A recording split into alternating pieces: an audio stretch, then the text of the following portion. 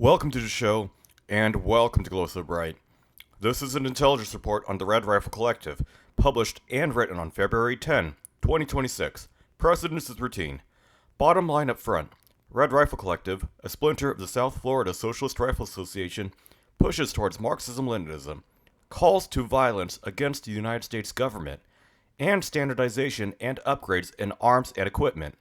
However, this has created conflict between themselves, the Socialist Rifle Association, and other anarcho-communist groups. Red Rifle Collective has existed as the South Florida Socialist Rifle Association, which existed since spring of 2020, based in the southern Florida area, such as that in Miami. Messages and media by the then South Florida Socialist Rifle Association has been more Marxist-Leninist leaning than anarcho-communist. By December 17, 2024, Red Rifle Collective has fully splintered and transformed itself from the South Florida Socialist Rifle Association, creating an announcement on official social media regarding this split. Red Rifle Collective would state even further regarding the split, in which their claims that the Marxist-Leninist factions within the SRA are disillusioned with how the SRA operated. These claims would include being under-resourced from the national SRA and not receiving an equitable allocation of resources despite paying dues. Their claims of the overall membership in the SRA dropping in half from 10,000 members in 2020 to 5,000 members in 2024. There are also claims of the SRA being incompetent, with the anarchist faction creating a priority towards identity politics instead of that regarding class warfare and struggle. The Red Rifle Collective has two active chapters, one in Central Florida as well as one in South Florida. There has been reports of activity in Colorado. Members of the Red Rifle Collective, such as Islamic Socialist, would claim that the SRA has lost their last remaining chapter within the state of Florida. He also claims that one of the co-founders of the SRA, Jason Hamilton, pronouns was war, a member of the Party for Liberation and Socialism, or PSL, had his death celebrated by the anarchist members within the SRA. Later on, other members of the SRA, such as the North Carolina chapter, interacted with hostility towards the Red Rifle Collective. The Red Rifle Collective and its core ideology is firmly of that of Marxism-Leninism, while other groups such as the Socialist Rifle Association would have elements of anarcho-communism and anarcho-queer ideology. Negative interactions from the Red Rifle Collective with chapters of the SRA, or omitting the SRA patch on Hamilton's jacket, as well as rejecting anarchism, have put them as a Marxist-Leninist communist faction. Red Rifle Collective would feature distinct figureheads of Marxism-Leninism, especially that of Karl Marx and Vladimir Lenin. It has also strongly condemned the United States military operation in Venezuela on January 3, 2026, in which dictator Nicolás Maduro was captured alive. Several Cuban special forces were killed in action, and the Hugo Chavez mausoleum was rocketed. On July 19, 2025, Red Rifle Collective, with 3 members present, appeared in a meeting with the People's Defense Network, PDN. With the host of this podcast, a self-declared Maoist, Black Red Guard, RRC would be a major part of the Marxist Rifle Association, a splinter from the Socialist Rifle Association, and be a part of the PDN. RRC appears to be a large squad, 2-section-sized element. The most recent media published featuring the group at November 25, 2025, shows a squad-sized element of 7, primarily featuring core members and key leadership. Media published on February 1st, 2025, shows what appears to be 10 members of the group. Published media on April 29, 2025, features 14 members. IFF indicators for the group would be a brown hammer and sickle patch with black embroidery, consistent with Marxist-Leninist communist symbology. The founder of Red Rifle Collective, who goes by the alias of Islamic Socialist or Crescent, has titled himself as a title of General Secretary, which is a title of key Marxist-Leninist communist dictators such as Joseph Stalin. He also claims to have experience in the Party of Communist USA. He is often seen with a shemagh, which has pan-Arab colors and is armed with an SKS rifle with a detachable box magazine, spiker bayonet, and a sticker on a buttstock saying, "Anti-Fascist Action, Armed Socialists." He also engages in merchant behavior such as running an LLC with a web store, selling communist-themed merchandise in exchange for fiat currency. The presumed second-in-command, going by his title, would be someone going by the alias of Lieutenant Smirk, and is a vice president of Red Rifle Collective. There is a core member who goes by Ron, aka Bengal, identified with a spray-painted AR-15 pattern rifle, specifically with a BCM upper slapped onto an Aero Precision M4E1 lower, 3-powered magnifier with a Trigicon MRO red dot sight, a weapon-mounted flashlight, Magpul DT buttstock. There appears to also be a 9mm handgun and a Safariland ALS holster with a red dot sight provision, which implies the handgun very likely has a red dot sight mounted. Ron can also be identified with a current issue Type 21 Chinese Army uniform belonging to the People's Liberation Army. Recently, there had been posts by the leader of Red Rifle Collective, Islamic Socialist, for making calls for violence towards ICE, which are posted on X, where he states on January 24, 2025, quote, "Y'all got to realize it's either death or war now. Minneapolis should scrub the parasites, ICE, from their city." The official X account of Red Rifle Collective, @RR Collective, has retweeted this post. The official account also retweeted official calls to violence against ICE by Los Angeles-based individual Shabazz Arts, where he states on January 7, 2026, "ICE will continue killing people until people start killing ICE agents. That's just a fundamental truth of the epoch we're currently living in." This activity has been reported recently by Glow So Bright on February 6, 2025, on Red Force Tracking.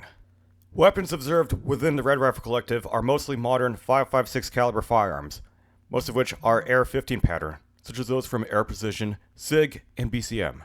Lower-end firearms, such as those with red anodized parts or likely PSA part kits builds, are also observed. A Springfield Armory Incorporated Halion 5.56 caliber rifle, the commercial version of the HS product VHS-2 rifle, is also seen. 9mm handguns, a Ruger 1022 22 caliber semi-automatic rifle, as well as the aforementioned Chinese SKS rifle with a detachable box magazine. Core members are wearing plate carriers with varying degrees of pouches and load-bearing capabilities. Analyst comments. Within the far left, there has been a split in ideologies between Marxism-Leninism, as well as that of anarcho-communism. Despite both organizations being Marxist in nature with their goal of destroying capitalism by overthrowing and destroying their perceived enemies, specifically in the theory of Marxist dialectics, where they designate any sort of entity as an oppressor that themselves, the oppressed, must overthrow and destroy. Class struggle can be replaced with anything. Liberalism, your so-called whiteness, your capitalism, your so-called fascists, the gender binary, anything else. Marxist-Leninist factions would view anarchists as being ineffective and more focused in identity politics are viewing them as a lumpen proletariat, which, in most English translations of the Communist Manifesto, published by Karl Marx in 1848, which as follows. The dangerous class? Lumpen proletariat. The social scum. That passively rotting mass thrown off by the lowest layers of the old society may, here and there, be swept into the movement by a proletarian revolution, its conditions of life. However, prepare it far more for the part of a bribed tool of reactionary intrigue. Meanwhile, the anarcho-communists view the Marxist-Leninist with suspicion that the latter seeks to organize themselves into a self-declared formal state as led by a party or formal central organization. This sort of practice is known as vanguardism, oftentimes being externally supported or internally endorsing a Marxist-Leninist state which has conducted genocide or created some sort of formal hierarchy.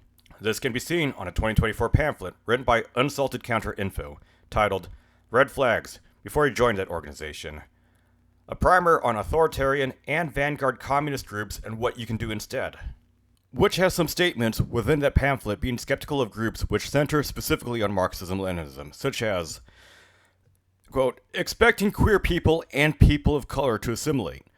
Vanguards may try to make themselves more acceptable to the masses by sidelining the concerns of the marginalized people, or pushing those people to be less visibly different.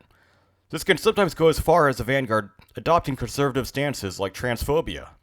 This can also be ideologically driven, with vanguards claiming problems like racism and sexism are actually just created by capitalism, and fighting them is a distraction from more important class struggle, as well as political ideologies play a big role in the world of radical politics, activism, and revolutionary organizing, often called the left. Vanguard's thinking, though not exclusively, comes from Marxist schools of thought. There are some corners of Marxism that move in anti-authoritarian directions. like anti-state Marxists. But today's vanguardist largely inherits from the ideologies of Leninism, Trotskyism, Stalinism, or Maoism. They may explicitly identify as an adherent of one. There are some corners of Marxism that move in anti-authoritarian directions, like anti-state Marxists. But today's vanguardist largely inherits from the ideologies of Leninism, Trotskyism, Stalinism, or Maoism, and may explicitly identify as an adherent of one. Generally, these ideologies are all considered kinds of authoritarian communism, in contrast against other ideologies like anti-authoritarian communism, socialism, or anarchism. These authoritarian ideologies ignore that the methods you use for radical change influence the radical change that you wind up creating. You make the path by walking. If you want a liberating society, you need to use means that are liberating, not ones that depend on subjugation and domination. At its core, the vanguard's self-assigned task is to decide what is revolutionary, craft a blueprint for all of society, and seize power necessary to impose this blueprint on the world. The word vanguard itself expresses the idea that this select few is the necessary leader of the unthinking masses towards revolution, rather than the masses themselves. They justify with ideological concepts like democratic centralism and historical materialism. This highly theoretical view of human society and history puts the machinations of the vanguard above the concerns of individuals and whole societies, creating a rationalization for harming colossal numbers of people. The underlying power dynamic is hidden behind a smokescreen of ideological necessity.